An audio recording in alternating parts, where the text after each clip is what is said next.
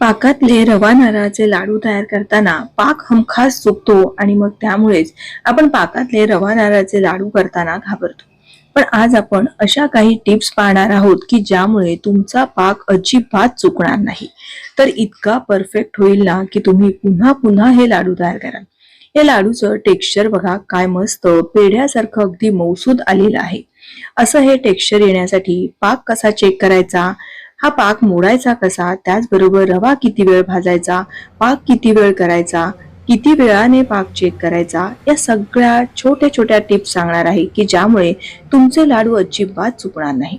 नमस्कार, मी प्रिया, तुमच्या सगळ्यांचं खूप खूप मनापासून स्वागत. सर्वप्रथम आपण साहित्याचं वजनी आणि वाटीने प्रमाण पाहतोय. इथे मी 2 वाट्या इतका हा बारीक रवा घेतलेला आहे. वजनाने पाहिलं तर हा रवा बरोबर अर्धा किलो आहे आणि वाटीने पाहिलं तर 2 वाट्या इतका हा आपला रवा आपण घेतलेला आहे. आता 2 वाट्या रवा आहे तर त्याच्या निम्मे आपल्याला हे जेवढं रवा घेतला असेल की नाही त्याच्या निम्मे आपल्याला 1 वाटी इतकं खोबरं घ्यायचंय. तर खोबरं तुम्ही ओलं घ्या किंवा डेसिकेटेड कोकोनट घेतलं तरीही चालेल. मी हे डेसिकेटेड कोकोनट इथे घेतलेलं आहे. अगदी हलका असा दाब देऊन भरून घेतलं तर 150 ग्रॅम हे खोबरं बरोबर आहे. अर्धा किलो रवा आहे, 150 ग्रॅम खोबरं आहे. आता हे आपलं सगळं प्रमाण बघा, 2 वाट्या रवा, 1 वाटी डेसिकेटेड कोकोनट, हे किती झालेलं आहे, 3 आहे. मग त्याच्या निम्मे म्हणजे आपली साखर किती घ्यायची, 1.5 वाटी. 3च्या निम्मे 1.5 आहे म्हणून आपण इथे साखरेचं प्रमाण 1.5 वाटी इतकं घेतलेलं आहे. हे अगदी साधं लक्षात ठेवण्यासाठी आहे.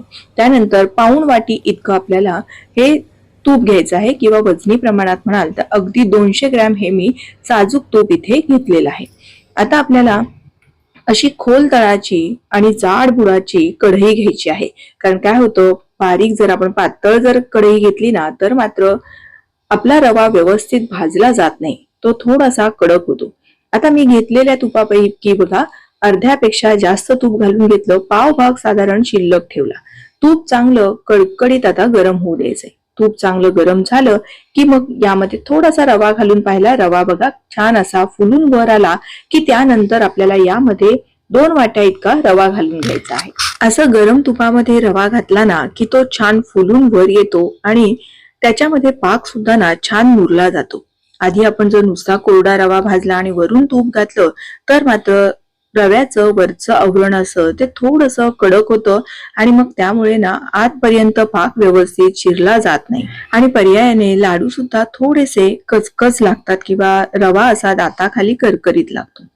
आता आपल्याला रवा किती वेळ भाजायचा बघा, गॅसची आज अगदीच लहान ठेवलेली आहे. जर तुम्हाला रवा भाजला हे समजत नसेल तर मी तुम्हाला टायमिंग सुद्धा सांगते. बरोबर 17 ते 18 मिनिटं, मी बरोबर 11 वाजता रवा भाजायला घेतला होता तर 11 वाजून 18 मिनिटं आता झालेली आहेत. इथपर्यंत आपल्याला रवा भाजायचा आहे. गॅसची आज कुठेही मोठी करायची नाही. त्याचबरोबर हा रवा हलवायचं थांबायचं सुद्धा नाहीये, म्हणजे आपल्याला रवा परतत राहायचंच आहे. कारण जर आपण मध्ये जर थांबलो तर रवा करपला जाईल तळाशी.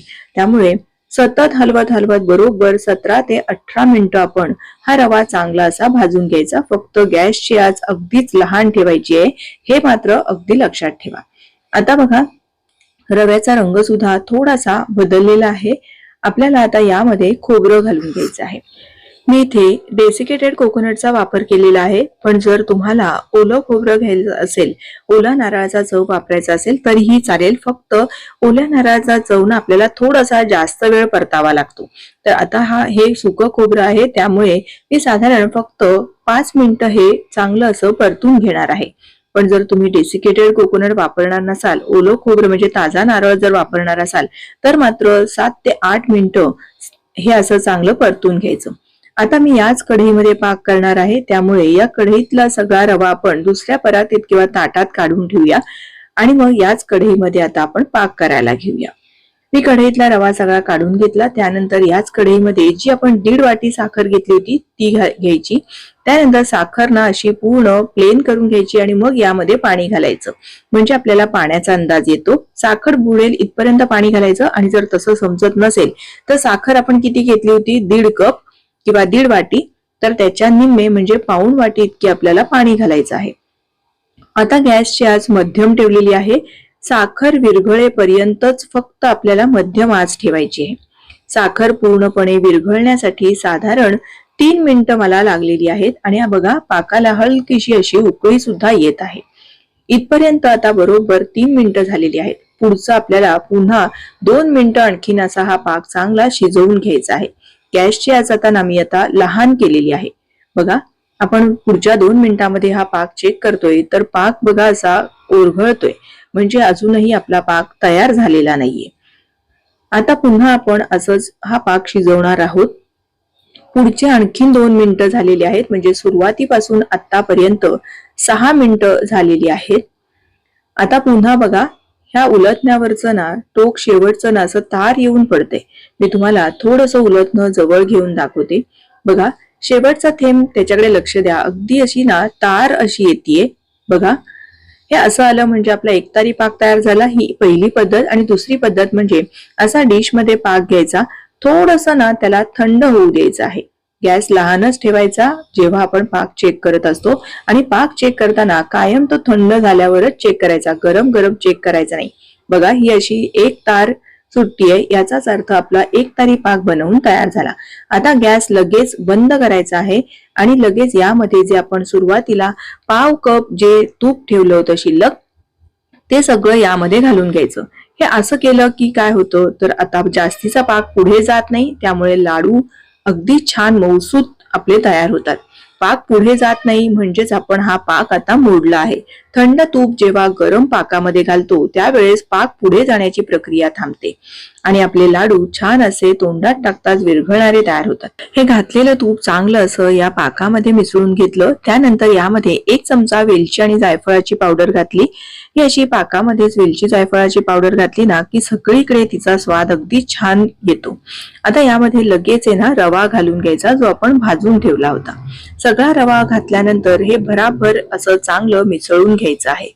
सुरुवातीला ना तुम्हाला हे मिश्रण फारच पातळ वाटेल, असं वाटेल आपला पाक चुकला का किंवा आपले लाडू बरोबर होतील ना, पण अजिबात घाबरायचं नाही. बघा अगदी आपलं जो शिरा जसा असतो ना त्यापेक्षा सुद्धा मिश्रण पातळ असतं, पण काळजी करण्याचं काहीच कारण नाही.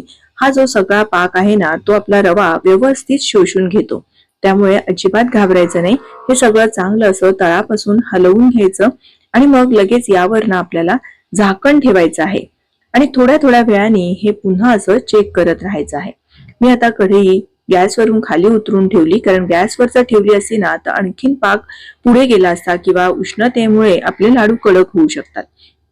5 मिनिटांनंतर बघा आधीपेक्षा थोडंसं घट्टसर मिश्रण झालं आहे. हे असं ना आधेमध्ये हलवत राहायचं आणि मग झाकण ठेवून पुन्हा पुन्हा आपल्याला हीच प्रक्रिया करायची आहे.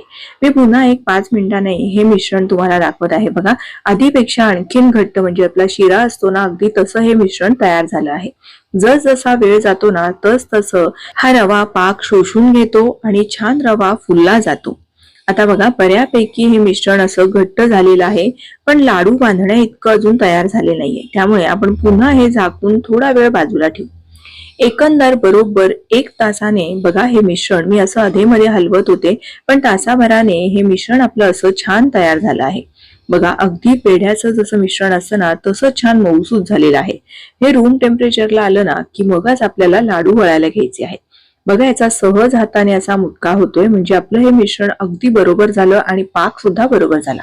आता जर तुमचं मिश्रण यापेक्षा जर अगदीच कोरडं झालं तर काय करायचं, एखादा चमचा फक्त दूध किंवा पाणी घ्यायचं आणि ते या मिश्रणामध्ये घालायचं, सगळीकडे एकजीव करायचं आणि हे मिश्रण मिक्सर मधून काढून घ्यायचं. जर तुमचा पाक पुढे गेला असेल आणि कडक झालं असेल तरच, पण यापेक्षा जर सैल मिश्रण झालं असेल तर मात्र तुम्हाला 1 मिनिट ही कढई पुन्हा गॅसवर ठेवून हे मिश्रण मिनिटभर फक्त शिजवून घ्यायचं आहे आणि मग पुन्हा थोड्या वेळाने हे मिश्रण लाडू वळण्या इतकं अगदी योग्य होतं. आता आपण याचे लाडू वळून घेऊया. बघा सहज एका हाताने लाडू वळला जातोय, इतकं छान मऊसूत मिश्रण झालं आहे. आता बऱ्याचदा काय होतं, लाडूला आपण जे बेदाणे लावतो ना ते सगळे ना निखळून पडतात, म्हणून काय करायचं तर थोडेसे हातावर ते चोळून घ्यायचे आणि मग ते लावून घ्यायचे, म्हणजे ते ना निखळून पडत नाहीत. बघा आपला छान असा एका हाताने सहज असा लाडू वळून झालाय. असा हातात गोल गोल घोळवून घ्यायचा, म्हणजे लाडूला छान शायनिंग येतं आणि गोल गरगरीत आपला हा लाडू बनवून तयार होतो. बघा किती छान दाणेदार असा हा आपला लाडू बनवून तयार झालेला आहे. जरी पाक चुकला आणि जर आपलं हे लाडूचं मिश्रण थोडंसं पुढे गेलं किंवा कडक झालं तर 1 चमचा दूध घालायचं, मिश्रण मिक्सर मधून फिरवून घ्यायचं. मऊ झालं तर ही कढई पुन्हा गॅसवर ठेवायची, मिनिटभर मिश्रण परतून घ्यायचं, म्हणजे लाडू अगदी छान वळता येतात. अजिबात पाक चुकला म्हणून घाबरण्याची अजिबात गरज नाही. आता बघा सगळ्यात शेवटी सुद्धा मी लाडू वळतीये, तरी सुद्धा हे शेवटचं मिश्रण सुद्धा छान मऊसूत राहिलं आहे. आपण पाक मोडला होता ना, त्यामुळे आपले लाडूचं मिश्रण छान मऊसूत तयार होतं, अजिबात पुढे जात नाही आणि तोंडात टाकताच विरघळणारे असे हे आपले लाडू बनवून तयार होतात. बघा किती छान गोल गरगरीत छान असा लाडू वळून तयार झालेला आहे. सगळे लाडू मी वळून घेतले आणि बघा काय सुंदर सुबक हे लाडू दिसत आहेत. या लाडूच्या टेक्स्चर वरनं तुम्हाला लक्षातच येईल की अतिशय मऊसूत तोंडात टाकताच विरघळणारे हे पाकातले रवा लाडू तयार झालेले आहेत. तुम्हाला ही आजची पद्धत कशी वाटली, मी सांगितलेल्या टिप्स कशा वाटल्या आणि पाक मोडण्याची पद्धत कशी वाटली हे मला कमेंट करून जरूर कळवा. व्हिडिओ थोडा जरी आवडला असेल तर प्लीज एक लाईक करा, तुमच्या मैत्रिणींना आणि नातेवाईकांना जरूर शेअर करा. पुन्हा लवकरच भेटूया अशाच एखाद्या छानशा रेसिपीसह. धन्यवाद.